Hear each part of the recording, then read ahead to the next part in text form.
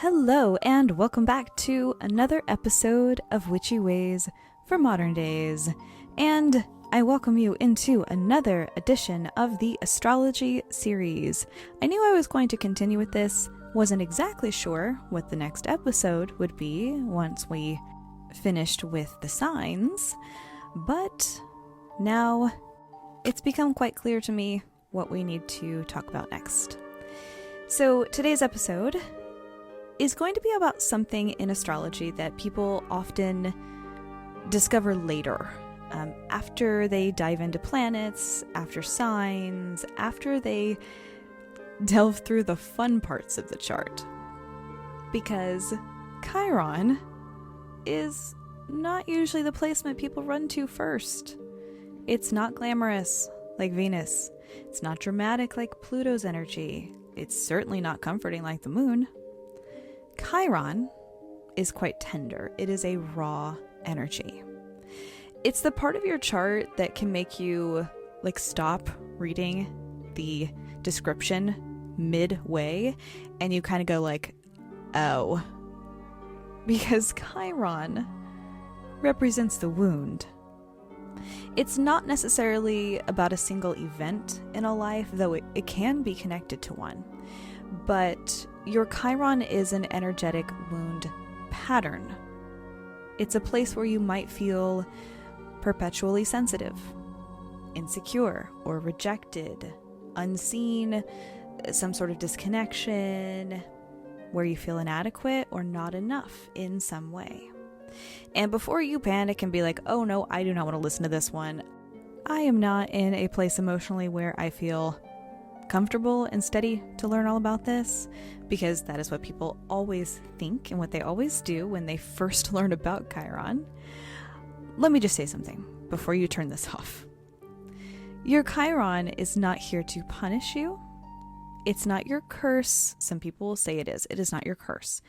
It is your initiation into energy. If we look at mythology, Chiron was the wounded healer. He was a wise teacher. He was a guide who carried a wound he could not fully heal himself. And that is the very essence of this astrology placement. Your Chiron in your chart is often where you become deeply compassionate, deeply aware, and capable of helping other people. Not because you mastered something easily, but because you know what it feels like to hurt in that energy. And I think that's why the Chiron can feel so emotional when people first start exploring it. It's like an open nerve. It touches the places we try hardest to protect in our lives. So technically, Chiron is classified as a comet / some sort of asteroid-like body that orbits between Saturn and Uranus. And astrologically, that is a symbolism that matters quite a bit between those two energies in particular. So, as we've learned, Saturn rules structure, reality, limitations. And then Uranus rules liberation, change, and awakening. Those are very different energies. Chiron exists between them, between the pain and between the breakthrough, between the wound and the wisdom that you've gained from surviving the wound. And unlike some placements that feel quite obvious immediately, Chiron is often one of those that unfolds in your life over time, especially during your Chiron return, which typically happens right around age 50, when people suddenly find themselves revisiting old emotional themes with entirely different levels of understanding as they have gained maturity. So you might be younger than 50 and not quite feeling settled or understanding of your Chiron. If you give it time, it will become quite clear. So let's talk about what Chiron can look like in each sign, because this is where people will start recognizing themselves, hopefully, in very real ways. So let's pull up our birth charts again, people.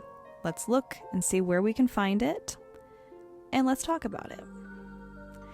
If your Chiron says it's an Aries. Your core wound is often going to center around your identity, your selfhood, and right to exist fully as you.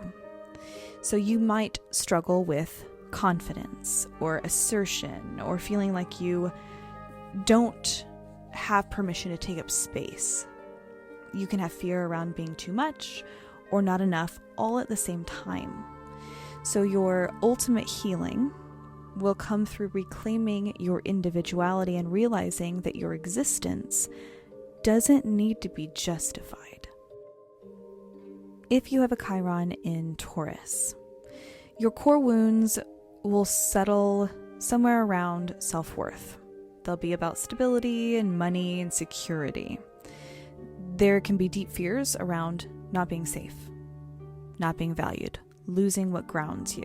It's definitely a fear of not being grounded. And healing here will come through your understanding that your worth is already inherent. It's not earned through appearance or possession or productivity. You already are enough.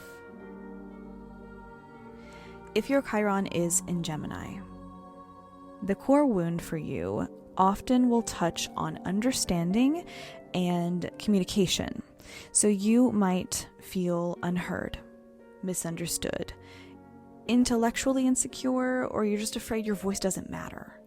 And healing for you comes through expression, speaking, sharing, communicating through writing, even if it's communicating imperfectly. If your Chiron is in Cancer, emotional safety is the core wound. So you might have deep sensitivity around nurturing, family, belonging patterns, vulnerability. You might struggle with feeling emotionally protected. Healing comes through learning to give yourself the care you search for externally, finding it within the self. If your Chiron is in Leo, the wound for you centers around being fully seen, being visible. You have fear of rejection, humiliation, possibly just not being special enough for people to really, really care. So healing comes through allowing yourself to create and exist authentically without needing external validation to prove worth. If your Chiron is in Virgo, your core wounds probably revolve around usefulness, perfectionism, feeling good enough. You likely have a lot of anxiety around mistakes, criticism, just not doing enough. And healing will come through understanding your worth is not tied to flawless performance, and it will be in embracing imperfection. If your Chiron is in Libra, it's a little bit of a heavier one. So your core wound will often exist within relationships. It's a fear of rejection, an imbalance, not being chosen, possible abandonment. You might overcompromise just to maintain harmony. And your healing comes through developing a self-worth outside of that validation and creating relationships that are rooted more in authenticity rather than performance or obligation.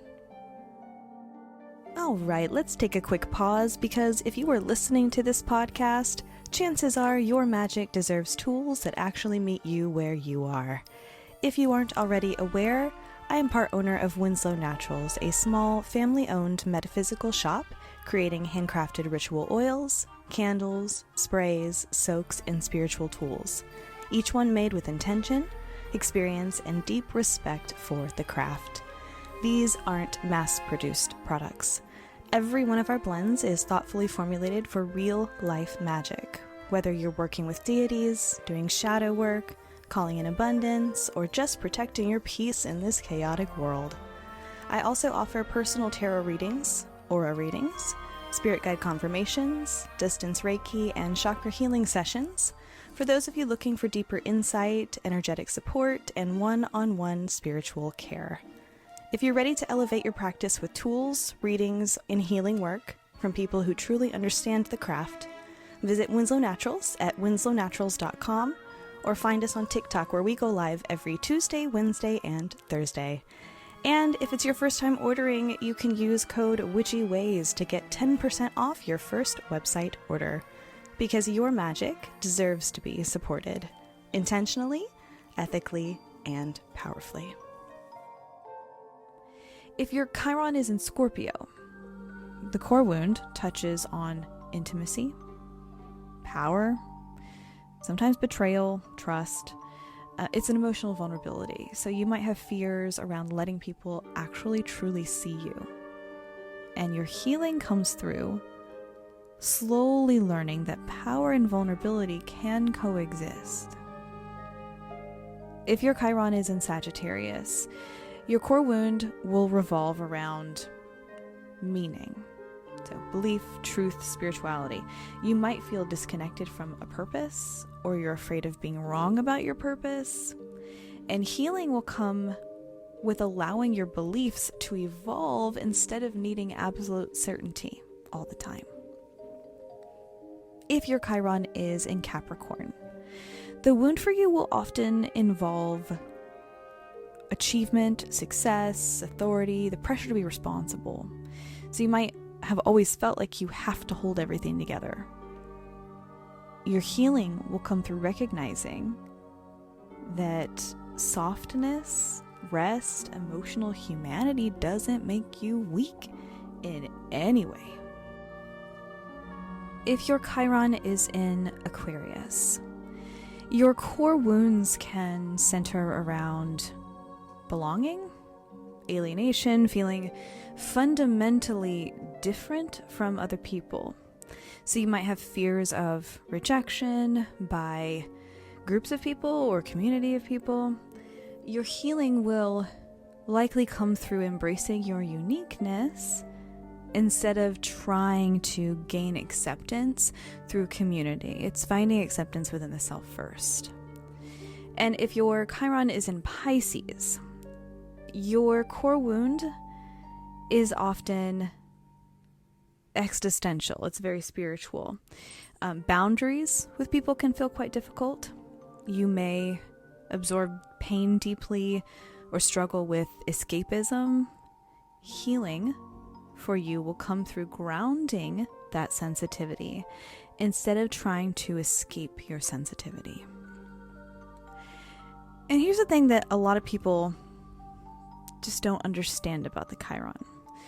Your Chiron placement doesn't mean you're doomed in that area forever. Your core wound does not mean you were defined by that wound.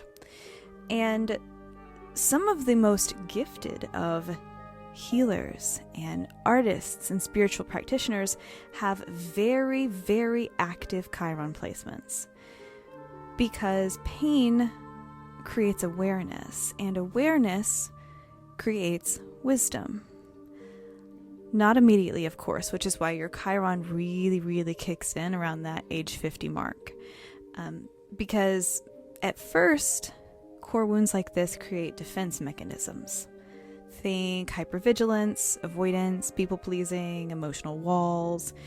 But eventually, if you are willing to work with it instead of running from the energy, your Chiron becomes a form of emotional medicine. And that is especially important if we look at this from a spiritual lens.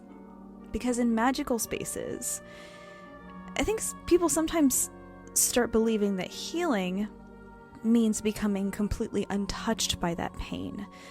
But that's not reality. That's not real. Healing is not in becoming someone who will never hurt again. Healing is becoming someone who understands their hurt, but is not ruled by it anymore. And that's a very different thing. And Chiron work is powerful in ritual.